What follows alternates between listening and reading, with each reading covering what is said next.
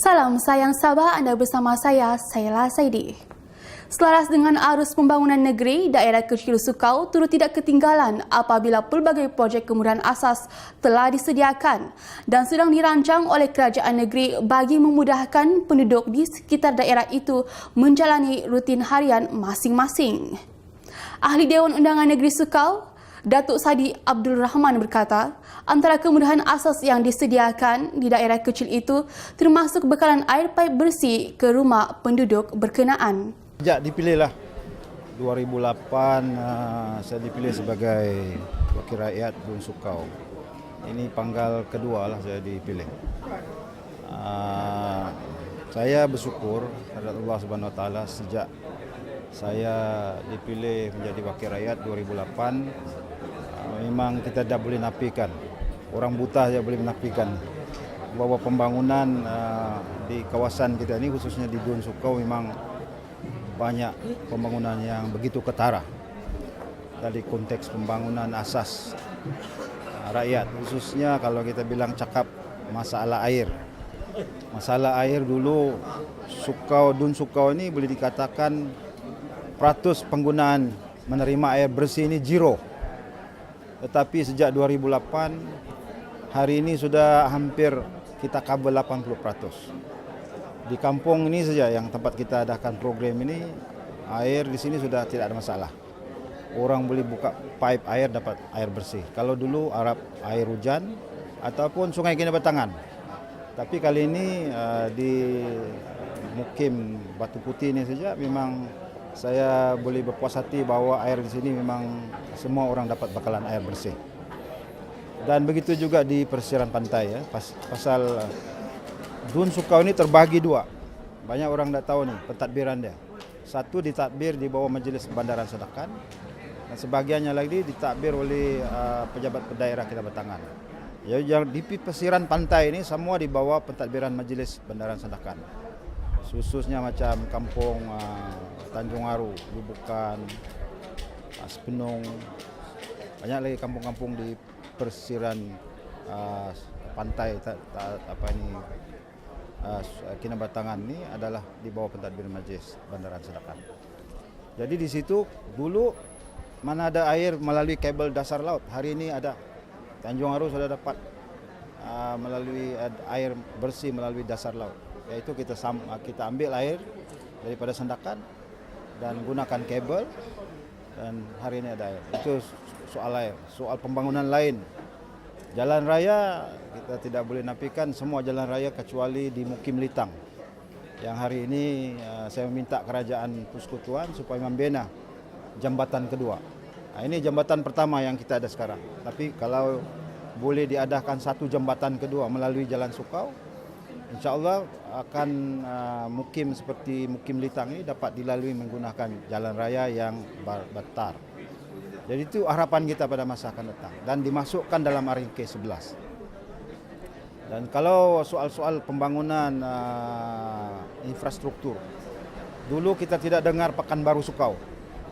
Hari ini kita ada Pekanbaru dan Pekanbaru ini sedang rancak dibangunkan oleh agensi kerajaan khususnya Lembaga Perumahan dan Bandar di bawah Kementerian Kerajaan Perumahan dan Kerjaan Tempatan. Dan hari ini sudah masuk fasa pertama dan insya-Allah kita akan berterusan. Jadi nampaknya kalau kita bandingkan sebelum 2008 dan sekarang sudah 2015 memang pembangunan itu sentiasa rancak dan hari ini akan berterusan pembangunan ini. Dan saya tidak melihat apa-apa masalah kekangan daripada kerajaan untuk membina infrastruktur yang telah kita cadangkan khususnya dalam RMK ke-11 nanti. Oke, itu yang kita masuk yang fasa yang begini memang kita sendiri dalam konteks kita membangun, kita tidak lupa apakah keperluan-keperluan yang lain, khususnya dalam konteks ekonomi. Macam di Sukau ini memang kita tahu tarikan pelancong. Hari ini kita berkumpul ini di bawah sebuah koperasi yang dipanggil Kopil. Kopil ini berasaskan pelancongan. Jadi Dari segi sektor pekerjaan, penyertaan ahli-ahli untuk menjana ekonomi keluarga mereka sudah mulai nampak dari dulu sampai hari ini sudah nampak hasil. Jadi kita melihat perkembangan lain, khususnya dalam konteks pembangunan Pekanbaru Sukau ini, kita juga telah allocate beberapa kawasan industri kecil yang kita akan minta supaya SIDCO memainkan peranan penting untuk membina industri-industri kecil ini, khususnya memberi peluang kepada anak-anak muda mengambil turut serta dalam sektor ekonomi, perniagaan dan sebagainya. Jadi kalau ada perkilangan contohnya, walaupun kita tidak bilang asaskan perkilangan secara skala besar, tetapi mungkin dalam konteks skala kecil. Kita mengambil contoh macam kita ada sekarang ni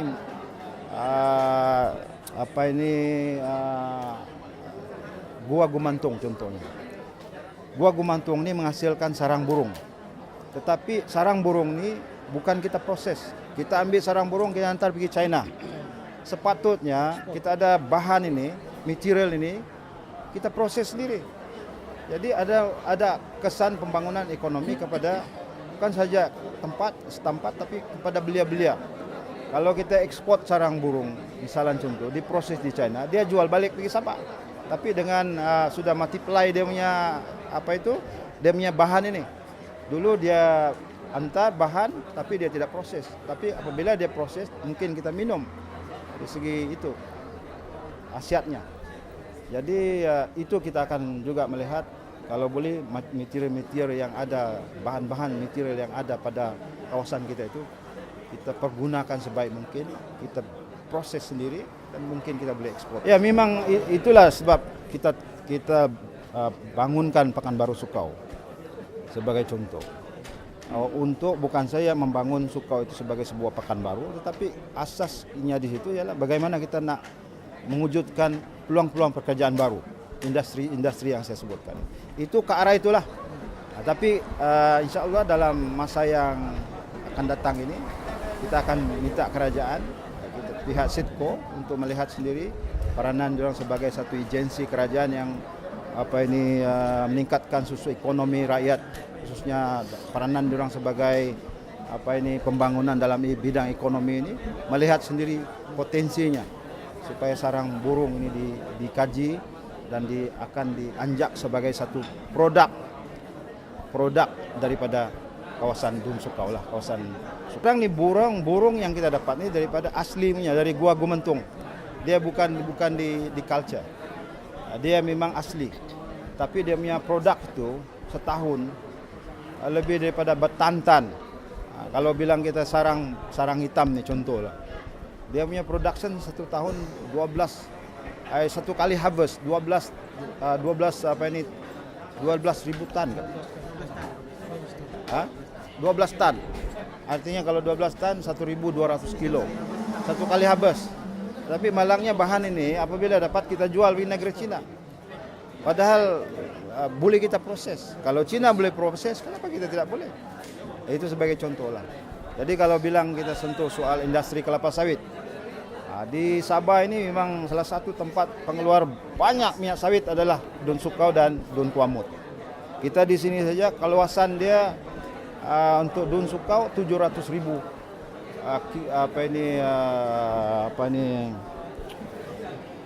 dia panggil kilometer persegi. Hektar persegi keluasannya. Jadi kita yang paling banyak mengeluarkan CPO.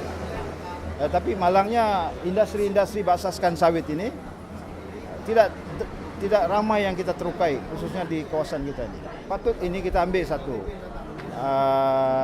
Mungkin apa yang kita boleh buat ialah memproses, bukan saja CPO itu dijual, tetapi kita proses di sini. Jadi itu pun salah satu barangkali potensi yang kita nampak bahwa Sukau ini pada suatu hari nanti bukan saja terkenal dengan pengeluaran CPO-nya, tetapi juga pengeluar produk-produk downstream untuk mengeluarkan produk berasaskan kelapa sawit ataupun oil palm. Sukau ini sama hampir dengan Negeri Sembilan, 6.000 km persegi. Penduduk kalau kita campur dengan pekerja estate dan sebagainya ini kilang-kilang lebih kurang dekat 100 lebih ribu. Chasing power ini memang kita tidak ada masalah.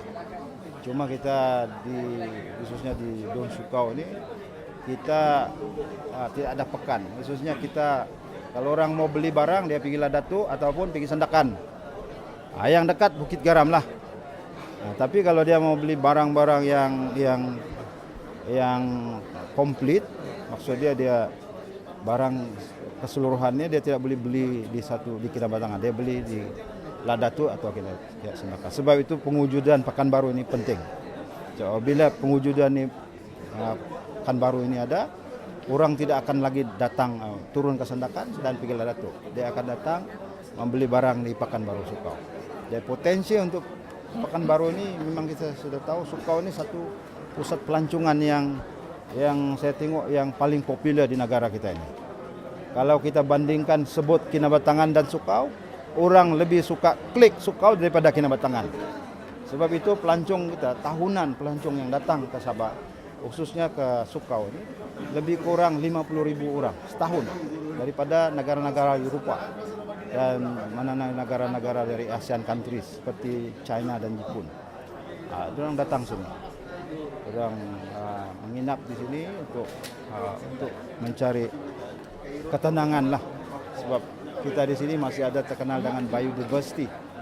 Asal kalau kita mau cari binatang-binatang seperti gajah dan monkey, proboscis monkey ini, memang di sinilah tempatnya.